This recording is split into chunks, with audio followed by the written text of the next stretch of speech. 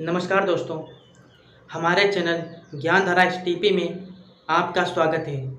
मैं आशीष कुमार आज फिर आपके लिए ओशो की एक नई कहानी लेकर आया हूँ, एक नई सोच लेकर आया हूँ और एक नई सीख लेकर आया हूँ। दोस्तों, हम भी वही हैं और आप भी वही हैं, लेकिन ओशो की कहानी बिल्कुल नई है। दोस्तों, यह ओशो की कहानी है और आप लोग इस कहानी को पूरा सुनें, वीडियो को अंत तक देखें, कहीं पर भी स्किप ना करें, क्योंकि यह कहानी आपके जीवन में परिवर्तन ला सकती है।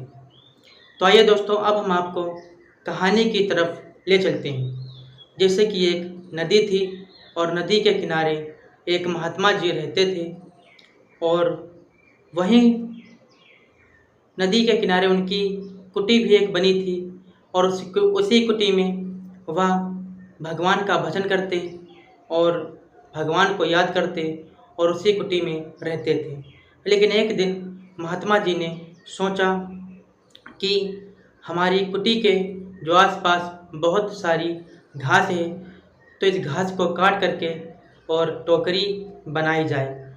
तो महात्मा जी ने घास को काटा और उस घास की एक टोकरी बनाई। फिर उन्होंने सोचा कि चलो इस टोकरी को इस नदी में बहा देते हैं।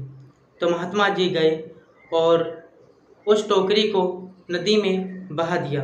जब नदी में बहा दिया और उनको यह करते हुए बहुत अच्छा लगा।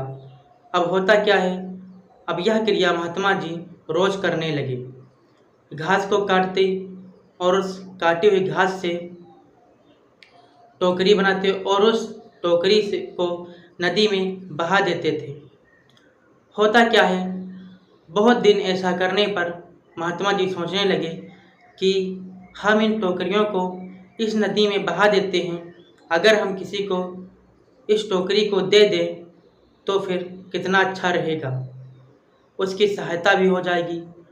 होता क्या है, एक दिन महात्मा जी उस नदी के किनारे से टहलने के लिए निकले और टोकरी उस दिन नहीं बहाई, क्योंकि उन्होंने टोकरी बहाना बंद कर दिया था।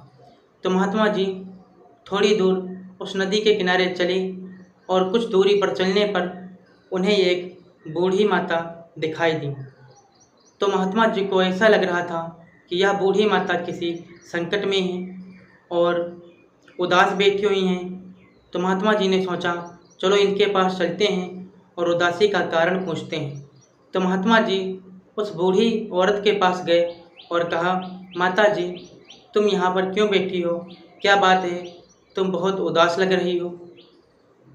तो वह जो बूढ़ी औरत थी वह कहने लगी, महात्मा जी हम यह देखते हैं कि रोज़ टोकरी घास की आती थी और उसी को बेच करके हम अपना गुजर बसर करते थे, क्योंकि हमारे आगे पीछे कमाने वाला कोई नहीं है, सिर्फ अकेली में ही हूँ। तो इसलिए टोकरी बेच देती और अपना खर्चा चला लेती थी।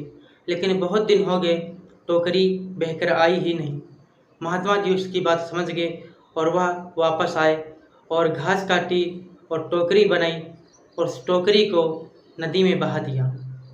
महात्मा जी ने फिर से यह क्रिया शुरू कर दी और फिर वह रोज़ की तरह टोकरियाँ बहाने लगे। तो दोस्तों, इस कहानी से, इस ओशो की कहानी से हमें यह सीख मिलती है कि निस्वार्थ भाव से की गई सेवा ही परमात्मा तक पहुंचती है और यही भक्ति परम भक्ति बनती है।